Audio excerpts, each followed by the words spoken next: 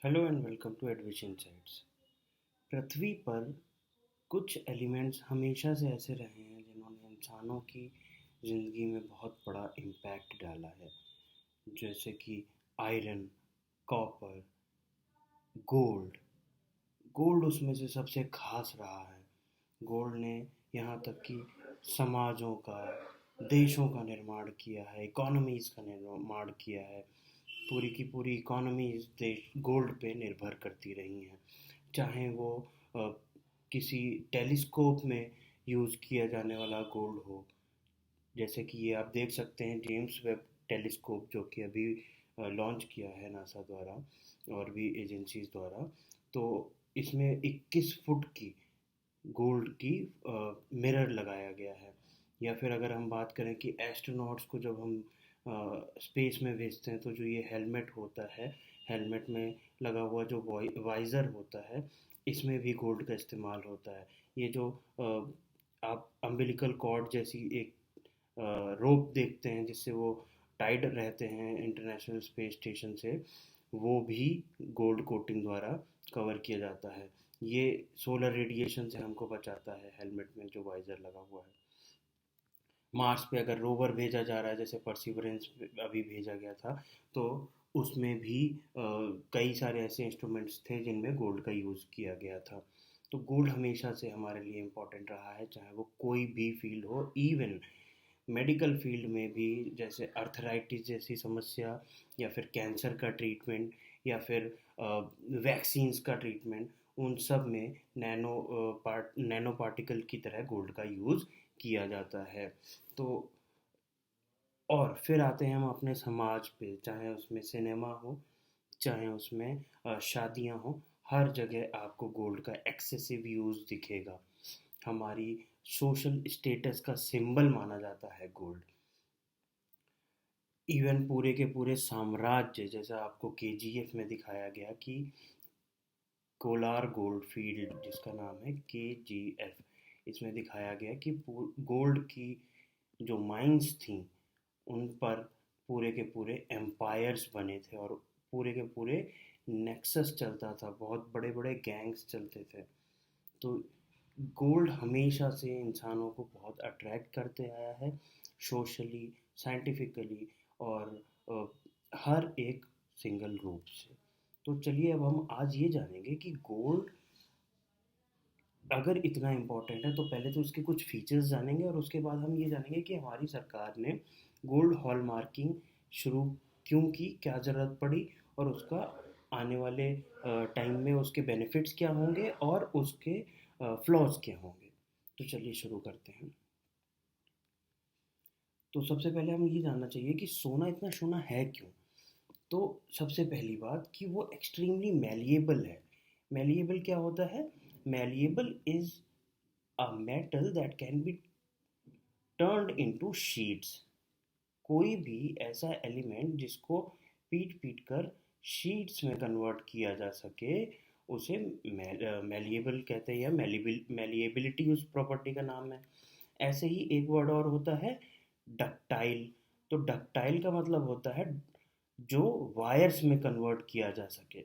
जो element wires में convert किया जा सके उसे डक्टाइल कहते हैं, या और इस प्रॉपर्टी को डक्टिलिटी कहते हैं। तो गोल्ड दोनों ही प्रॉपर्टी में बहुत अच्छा माना जाता है। गोल्ड बहुत ही बढ़िया कंडक्टर होता है इलेक्ट्रिसिटी का। इसीलिए इसका बहुत ज़्यादा जगह पे यूसेज भी होता है। सबसे खास बात जो ये है गोल्ड की, वो है कि गोल्ड एक नोबल मेटल है। नोबल मेटल का मतलब कि ये बहुत जल्दी किसी से रिएक्ट नहीं करता है, ये अकेले रहना पसंद करता है। इसका केमिकल नेम है एयू, ऑरेलियम बोलते हैं इसको। और जब ये अकेले रहना पसंद करता है तो ये इवन ऑक्सीजन से भी रिएक्ट नहीं करता है। ज़्यादातर एलिमेंट्स के साथ क्या होता है कि वो ऑक्सीजन जो हमारे एटमॉस्फेयर में प्रेजेंट रहती है उसे बहुत जल्दी रिएक्ट कर जाते हैं। जैसे सिल्वर है, सिल्वर आपने देखा होगा कि आप नई चांदी की पायल लेके आते हो और वो बहुत जल्दी आपके एटमॉस्फेरिक ऑक्सीजन से मिलकर सिल्वर ऑक्साइड बना लेती है, Ag2O3। तो इस तरह से आपके ऑक्साइड्स बन जाते हैं, और वो आप देखोगे कि सिल्वर के वो जो भी आपने आभूषण लिए हैं या फिर जो भी आपके यूटेंसिल्स हैं, उनमें एक अलग तरीके की परत बन जाती है, एक डार्क कलर की स्टेन बन जाता है। बट सोने में ऐसा क्यों कभी नहीं होता? तो उसके पीछे का रीज़न है कि सोना कभी भी ऑक्सीडाइज नहीं करता है। दूसरी बात, सोने को हमेशा पावर का सिंबल माना गया है। आपने कई सारी ऐसे मंदिर देखे होंगे, कई सारी ऐसी मूर्तियाँ देखी होंगी जो कि सोने की रही हैं। हमेशा पूजा पाठ में भी सोने का यूज़ किया जाता है, ये रिचुअल माना गया है। और पावर, आप बड़े बड़े राजा महाराजा या बिजनेसमैन, उनकी संपत्ति हमेशा से सोने के तौर पे नापी जाती थी। इवन आज भी जो देशों के फॉरेक्स रिजर्व होते हैं, उनमें भी सोना ही रखा जाता है। सोने को ही रखते हैं ताकि बैलेंस ऑफ पेमेंट को मेंटेन कर सकें। उसको एक डिपॉजिट या एक सिक्योरिटी के रूप में रखा जाता है। तो सोने की अहमियत तब भी थी, आज से चार साढ़े चार हज़ार साल पहले खोज लिया गया था, इसका यूज़ भी करना चालू कर दिया था इजिप्शियंस ने, और इसका आज भी उतना ही महत्व है, और आगे भी इससे ज़्यादा ही महत्व रहेगा, इससे कम नहीं होगा। सोने की वैल्यू कभी भी कम नहीं होती है। इसीलिए सोने को हमेशा एक इन्वेस्टमेंट माना जाता है, एक एसेट माना जाता है, इवन एक करेंसी माना जाता है। करेंसी क्या? जैसे हम बैंक नोट्स जो होते हैं वो एक सिर्फ लीगल टेंडर होते हैं, अदरवाइज वो एक कागज़ के टुकड़े हैं। अगर जैसे अभी आपने कई फोटोज़ देखी होंगी कि जिम्बाब्वे में नोट्स जलाए जा रहे हैं। इवन आपने खुद अपने ही देश में देख लिया था कि जब ये नोटबंदी हुई थी, तब आपके जो पुराने नोट्स थे वो सिर्फ कागज़ बन गए थे। अगर आप उसे आरबीआई में बैंक में रिटर्न नहीं कर पाए थे तो सिर्फ वो सिर्फ कागज़ बन गए थे आपके लिए। बट सोने के साथ ऐसा नहीं है, सोना हमेशा सोना ही रहेगा। तो उस वो आपके लिए हमेशा करेंसी का काम कर सकता है। आपके पास अगर नोट नहीं है, आपके हाथ में एक अंगूठी पड़ी हुई है, आप उसको बेच के कभी भी उसका एक्चुअल रेट, जो करंट रेट होगा मार्केट में, उसको बेच के आप तुरंत अपना कोई भी ट्रांजैक्शन कर सकते हैं। फिर इसका बहुत बड़ा यूज़ है इलेक्ट्रॉनिक्स में। आपके जितने भी मोबाइल्स हैं, लैपटॉप्स हैं, इन सब की चिप्स में गोल्ड का बहुत बड़ा योगदान होता है। अब एक बहुत इम्पॉर्टेंट बात ये है कि गोल्ड जो है नेचुरली एक ऑरेंज कलर का, इस तरीके से कैसे कभी कभी छोटे छोटे नगेट्स टाइप के होंगे, कभी कभी ये इस तरह से बड़े बड़े विंग्स टाइप की होती हैं रॉक्स में। तो अलग अलग फॉर्म में पाया जाता है। बट जब भी ये नेचुरली पाया जाएगा तो ये ऑरेंज और गोल्डन कलर का होगा, जो कि नेचुरली सॉफ्ट होगा। अगर आप उसको कस के दबा दोगे ना तो ये दब जाएगा। इस तरीके का गोल्ड होता है। तो अब इस तरीके का अगर कोई मेटल है तो आप उसको अपनी उंगली में कैसे पहनेंगे? तो उसके लिए आपको गोल्ड में कुछ ना कुछ मिलाना पड़ेगा, चाहे वो सिल्वर हो या फिर प्लैटिनम हो या फिर पैलेडियम हो। ठीक है, तो इस तरीके के एलॉयज़ आपको मिलाने पड़ते हैं ताकि गोल्ड आपका स्ट्रॉन्ग बन पाए और उसको आप यूज़ कर पाओ आभूषण के तौर पर। जैसे आप वाइट गोल्ड की बात करें, आजकल बहुत प्रचलन में है वाइट गोल्ड। 18 कैरेट का अगर गोल्ड की बात करते हैं, वाइट गोल्ड की, तो उसमें 75% गोल्ड होगा और बाकी का प्लैटिनम या फिर पैलेडियम होगा। तब जाके आप उसको अपनी उंगली में या गले में पहन पाएंगे। और अगर येलो गोल्ड की बात की जाए 22 कैरेट के, तो उसमें 91.67% होगा, बाकी सिल्वर होगा, कॉपर होगा, जिंक होगा। तो इस तरह से अलग अलग मेटल्स यूज़ किए जाएंगे, मिक्स किए जाएंगे, ताकि आपका गोल्ड पहनने लायक हो जाए। अदरवाइज जो 99.99% गोल्ड होता है, जिसको हम 24 कैरेट का गोल्ड बोलते हैं, वो पहनने के योग्य नहीं होता है। आप उसको डायरेक्टली नहीं पहन सकते। इसलिए मार्केट में ज़्यादातर जो चलता है वो 22 कैरेट गोल्ड होता है। तो गोल्ड की प्योरिटी नापने को कैरेटेज बोलते हैं। तो चलिए अभी इसके बारे में भी हम जानेंगे कि आखिर ये क्या होता है। अब हाल ही में एक ये न्यूज़ आई है, जैसा हम सब जानते हैं कि लास्ट ईयर से एक गोल्ड हॉलमार्किंग की एक स्कीम टाइप चल रहा है, जिसमें हम लगातार सरकार जो है हर एक ज्वेलर को ऑर्डर दे रही है कि ये आपके लिए मैंडेटरी है कि आप जो भी ज्वेलरी रखोगे अपने शॉप पर, आपको उसको हॉलमार्क कराना पड़ेगा। तो अब ये हॉलमार्क क्या होता है ये भी जानते हैं। तो अब अभी तक क्या था, 256 डिस्ट्रिक्ट टोटल चूज़ की गई थी, उनमें बोला गया था कि आपको सबको हॉलमार्क पहले से करा लेना है। अब इसका सेकेंड फेज जून 1, 2022 से स्टार्ट होने वाला है, by the order of gold jewellery and gold artifacts order 2022।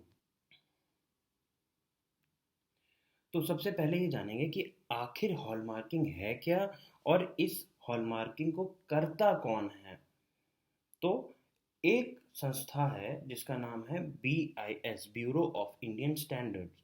ये एक स्टैट्यूटरी बॉडी है। स्टैट्यूटरी बॉडी का मतलब होता है any body which is made up by law, कानून द्वारा बनाई हुई हो। पार्लियामेंट ने एक कानून बनाया और उसके द्वारा अगर कोई संस्था बनाई गई है तो उसको स्टैट्यूटरी बॉडी बोलते हैं। ये स्पेलिंग चेक कर लीजिएगा, STATUTORY, स्टैट्यूटरी बॉडी ये होती है स्पेलिंग। तो ये बनाया गया था BIS एक्ट 1986 में। हालांकि ये 1947 में पहले से बन चुका था और उसका नाम था इंडियन स्टैंडर्ड इंस्टीट्यूशंस, जो कि सोसाइटी रजिस्ट्रेशन एक्ट 1860 में रजिस्टर किया गया था। इसका हेडक्वार्टर दिल्ली में है। ये इंपॉर्टेंट क्वेश्चन है, लगा डायरेक्टली पूछा जा सकता है। और इसका जो टैग लाइन है वो है मानकः पथ प्रदर्शक। मानक माने होता है स्टैंडर्ड्स।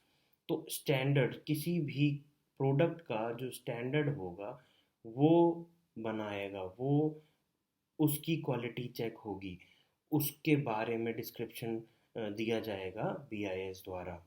तो ये इसका सिंबल है। अब ये सिंबल आप याद रखना क्योंकि ये आगे आने वाले स्लाइड्स में काम आएगा। तो हॉल मार्किंग पहले तो क्या होता है। सपोज मैं ये वीडियो बना रहा हूँ और इस वीडियो में मैंने अपना कोई भी लोगो नहीं लगा रखा है।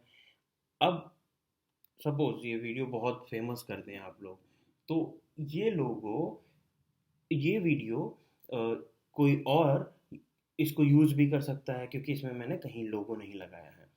तो लोगों का महत्व ये होता है कि कोई भी चीज़, कोई भी प्रोडक्ट, कोई भी गुड्स, कोई भी सर्विस, उसका मिसयूज़ ना हो, उसकी पायरेसी ना होने लग जाए।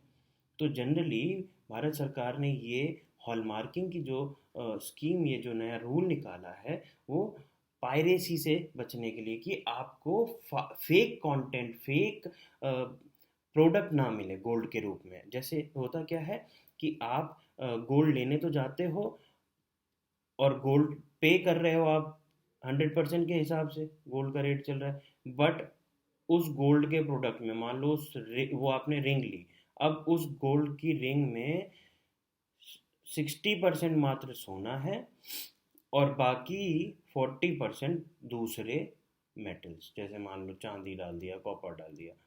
अब आपने पे किसके हिसाब से किया, रिंग को 100 रुपये के हिसाब से, जो भी करंट रेट चल रहा हो, लेकिन आपको मिला क्या, 60% सोना। तो इन चीज़ों से बचने के लिए, ये जो मिलावट है, ये जो एक्सट्रीम मिलावट करते हैं सुनार लोग, इससे बचने के लिए हमें हॉलमार्किंग की स्कीम चलाई गई है। अभी के लिए ये सिर्फ और सिर्फ सिल्वर और गोल्ड में ही किया गया है और दूसरे मेटल में हॉलमार्किंग नहीं हो रही है।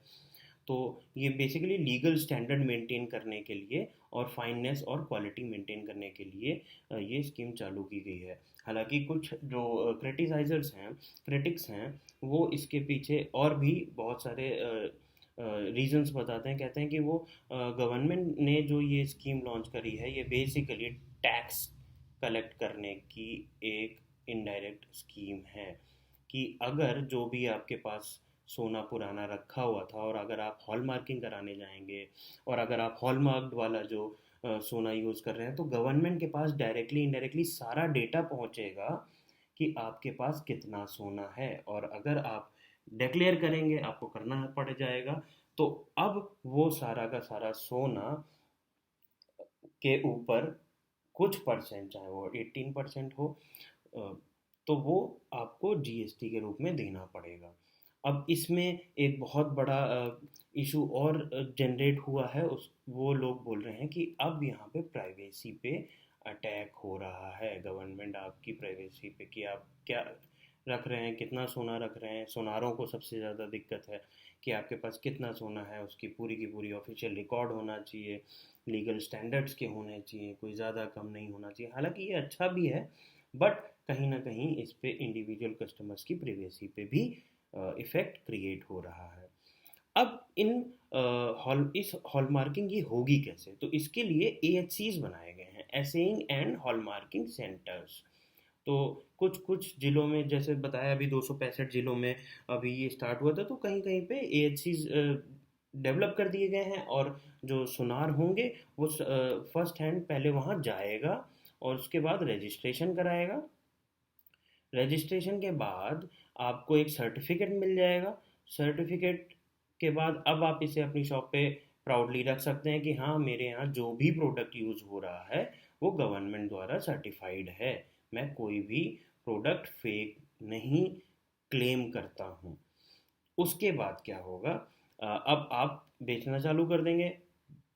फिर इस चीज़ को ऑडिट करने के लिए कुछ कुछ समय में बीआईएस के ऑफिसर्स आपके ऑफिस में आएंगे, ऑडिट करेंगे और चेक करेंगे, कोई भी रैंडम सैंपल उठाएंगे और उसको लैब भेज के चेक करेंगे कि क्या वो हॉल मार्किंग एकदम जेन्युइन है या नहीं। और इन केस अगर कोई भी फ्रॉड पाया जाएगा तो उसको 1 साल की सज़ा हो सकती है और हैवी फाइन पे करना पड़ सकता है। आपके पास टोटल जो भी सोना है, मान लो अगर आपके पास 1 किलो सोना है सुनारों के पास, तो उसका 5 गुना फाइन देना पड़ सकता है, 5 गुना पेनाल्टी देनी पड़ सकती है। तो इतने हैवी रिस्ट्रिक्शंस लगाए गए हैं। हालांकि हॉलमार्किंग के जो जब आप कोई भी आभूषण पे हॉलमार्किंग कराने जाएंगे तो उसके चार्जेस बहुत कम रखे हैं, 35 और 25। ये एक तरीके का ट्रैप भी है कि आपको लगेगा अरे बहुत जल्दी से हॉलमार्किंग करा लेते हैं, बट जैसे ही आप हॉलमार्किंग कराओगे आप गवर्नमेंट के रेडार में आ जाओगे। आपके सारे के सारे गोल्ड के आभूषण जितने भी हैं उन गवर्नमेंट के पास रिकॉर्ड पहुंच जाएगा कि हाँ, इनके पास इतना सोना है। और फिर उसके बारे में टैक्स कलेक्ट किया जा सकता है और उसके बारे में कोई भी एक्शंस लिए जा सकते हैं। अब ये बहुत इम्पोर्टेंट बात है कि अब ऐसा था कि बहुत सारे सुनार हैं, लगभग वर्ल्ड काउंसिल डेटा कहता है लगभग 4 लाख के करीब इंडिया में सुनार हैं। तो और इंडिया में सोने की भी वैल्यू बहुत ज़्यादा है, बट हमारे पास एएचसी सेंटर्स जो थे वो लिमिटेड थे अभी तक। तो इसके लिए हमने क्या करा, सरकार ने फेजेस में, फेज़ 1, फिर फेज़ 2, इस तरह से अलग अलग फेजेस में सरकार ने ये बोला कि हम अलग अलग फेज़ को यूज़ करके अलग अलग क्वालिटी के गोल्ड को यूज़ करके फिर ये हॉल मार्किंग स्कीम लाएंगे। क्योंकि अदरवाइज अगर आप हर कैरेट को यूज़ करते और अ, अगर आप हर ज़िले को एक साथ अम्ब्रेला स्कीम में डाल देते तो ये पॉसिबल नहीं हो पाता कि आप इतनी बड़ी मात्रा में इन गोल्ड्स की हॉल मार्किंग स्टार्ट कर दें। तो इसके लिए सरकार ने एज ऑफ नाउ सिर्फ 3 कैटेगरीज यूज़ करी हैं, एक 14 कैरेट, दूसरा 18 कैरेट, फिर 22 कैरेट। अब आपको ये समझ में आ रहा होगा कि ये एक्चुअली 22, 18, ये 14 है क्या, तो चलिए पहले इसको जान लेते हैं। तो सपोज आप के पास अभी अभी हम बात करें 22 कैरेट की। तो अगर आप 22 कैरेट की प्योरिटी जानना चाहते हैं कि इसमें सोना कितना है, तो 22 को इंटू 1/100 करके और या फिर इसको आप डायरेक्टली ऐसे भी कर सकते हैं कि आप डायरेक्टली 22 को 24 से डिवाइड कर दीजिए, जो भी डेटा आएगा उसको 100 से मल्टीप्लाई कर दीजिएगा, आपकी ये वैल्यू 916 वाली वैल्यू निकल आएगी। और इसका मतलब क्या होगा कि आपके उस आभूषण में 91.6% गोल्ड है, बाकी के दूसरे मेटल्स हैं, बाकी का दूसरा एलॉयज है। तो एक तो ये आपको कॉन्सेप्ट समझ में आ गया। दूसरी चीज़ ऐसे इसी को दूसरा एग्जांपल भी लेके कर लेते हैं। 18 डिवाइडेड बाई 24 कर लो आप, जो भी वैल्यू आएगी वो लगभग 7.5% समथिंग आएगी। अब आप उसको इंटू 100 करोगे तो आपको ये वैल्यू निकल आएगी। इसका मतलब क्या है कि 75% गोल्ड है आपके इस आभूषण में। तो इस तरह से हम गोल्ड की प्योरिटी का चार्ट निकालते हैं। तो जब आप गोल्ड के किसी भी प्रोडक्ट पे जब आप ये BIS वाली जो HUID देखेंगे तो उसमें इस तरीके की वैल्यूज़ लिखी होंगी। अगर आपके बैंगल पे या आपकी अंगूठी पे 916 लिखा है तो इसका मतलब आपने 91% शुद्ध सोना पहना हुआ है। तो चलिए देखते हैं कि किस तरह से लिखा होता है। तो ये है एग्जाम्पल कि 22K 916। तो अभी आपने देखा 916 का क्या मतलब है कि 91.6% आपका गोल्ड है। और that is that what does that mean?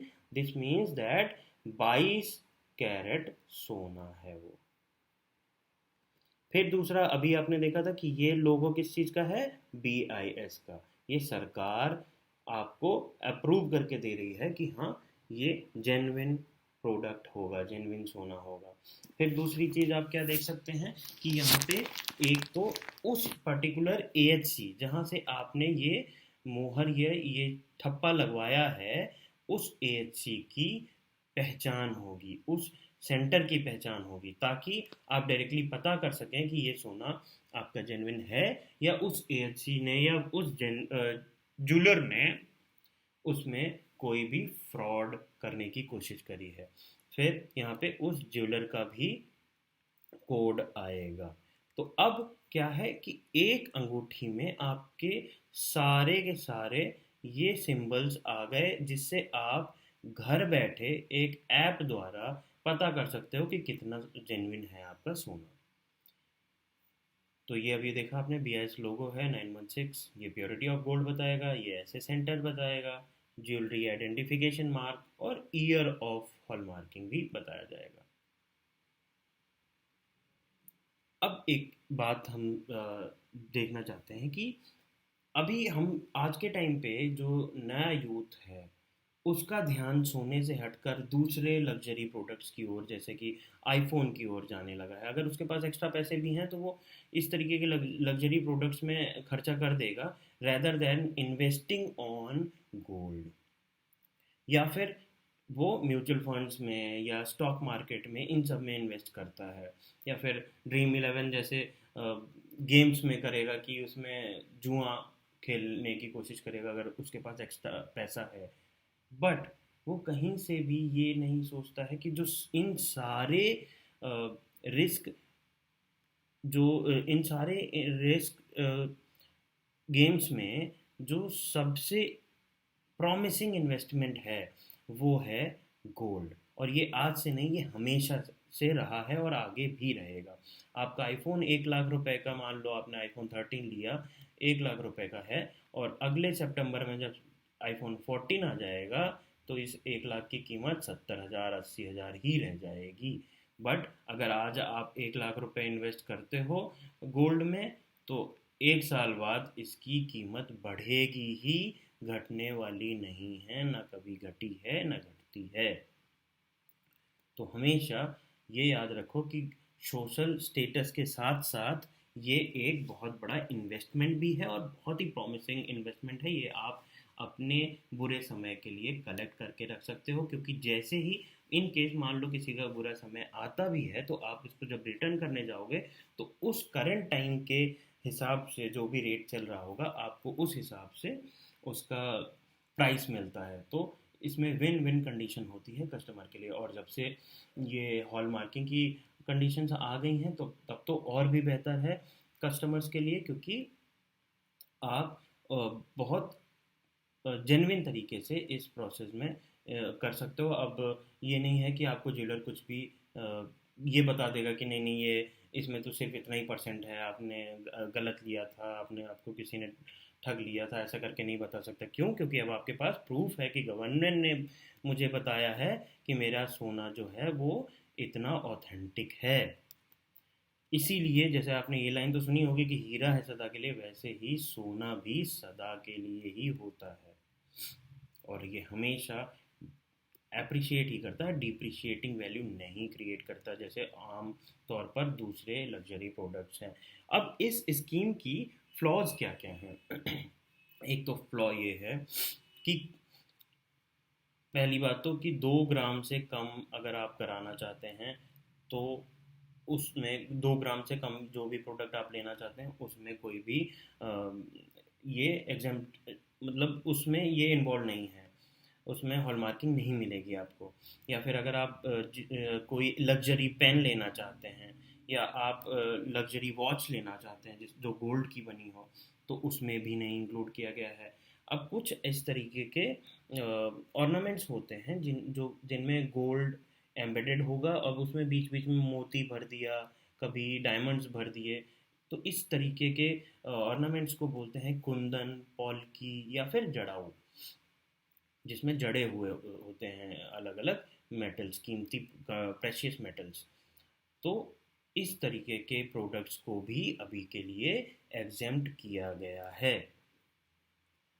और सबसे बड़ी बात है कि जो भी ज्वेलर हैं जिनका 40 लाख के नीचे एनुअल टर्नओवर है उनको भी एग्जेम्प्ट किया गया है, उनको भी हॉलमार्किंग कराने की अभी नीड नहीं है। अब एक बहुत ही इंटरेस्टिंग केस आया। देखिए, आप कितनी भी कोशिश कर लीजिए, जो सरकार कितनी भी कोशिश कर ले, लेकिन जिसको गलत काम करना है वो करके ही रहेगा। तो अभी एक केस आया जिसमें जो भास्कर न्यूज़पेपर है, इनका एक आर्टिकल था, उसमें उन्होंने उन्होंने देखा कि एक सुनार ने क्या करा कि 18 कैरेट का जो अंगूठी थी उस पे 22 कैरेट लिखवा दिया। अब उस अंगूठी को 22 कैरेट के हिसाब से बेच दिया। अब जब पकड़े गए तो उन्होंने बोला कि अरे वो तो गलती से प्रिंट हो गई है। तो इस तरीके के लूप होल्स भी हमको बहुत सारे मिलेंगे। तो ये चीज़ पे सरकार, अब ये एक पॉजिटिव तरीके से भी देखा जा सकता है कि सरकार इसमें तुरंत पता लगा लेगी कि क्या वो जेन्युइन 18 था या नहीं था, और इन केस नहीं था तो अब तुरंत सज़ा मिलेगी। तो ये हॉलमार्किंग का एक पॉजिटिव एस्पेक्ट भी है। तो इसमें देखिए, आप न्यूज़ पढ़ सकते हैं कि इसमें डायरेक्टली ठप्पा लगवा लिया और 22 कैरेट के हिसाब से बेचना चालू कर दिया, और फिर बाद बाद में इनको जब जांच परख हुई तो फिर दिक्कत हुई।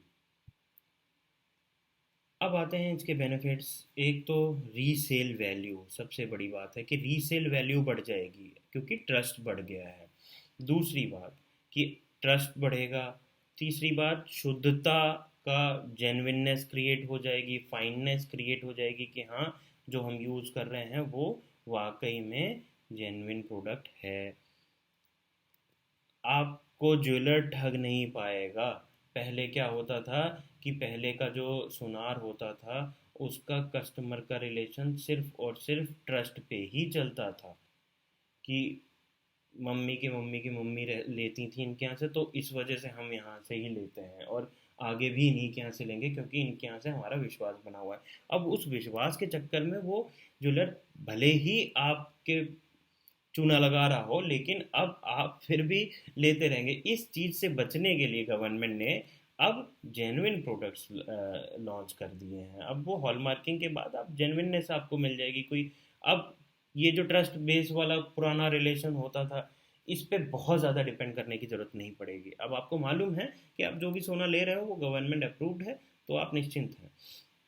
इन केस आपको डाउट है कि आपने जितना सोना लिया है वो ओरिजिनल नहीं है, तो उसके लिए भी एक प्रावधान रखा गया है। उसके लिए एक मोबाइल ऐप बनाया गया है जिसका नाम है BIS केयर ऐप। आप अपना सोना लेके आए, आपने ये ऐप डाउनलोड किया, वेरीफाई लाइसेंस डिटेल्स डाली और know your standards for information on any Indian standard license against it and laboratories. अब आप उसके बारे में पूरी डिटेल जान सकते हैं, और इन केस आपको दिक्कत लगती है तो आपने जहाँ से लिया है उसके खिलाफ कंप्लेन भी रजिस्टर कर सकते हैं। तो ये कंज्यूमर्स के लिए एक बहुत बड़ा बेनिफिट है। और एक बेनिफिट ये भी है कि आप जितना कैरेट का सोना ले रहे हैं उतना ही दाम दे रहे हैं। ऐसा नहीं है कि 18 का लिया और 22 का पे कर दिया। तो होपफुली ये आपके लिए बहुत हेल्पफुल रहा होगा वीडियो, और आप अपने राइट्स को जानें और अपने कंज्यूमर राइट्स को जानने के साथ साथ अवेयर रहें और दूसरों को भी शेयर करें। प्लीज़ सब्सक्राइब करें। Thank you for watching this video.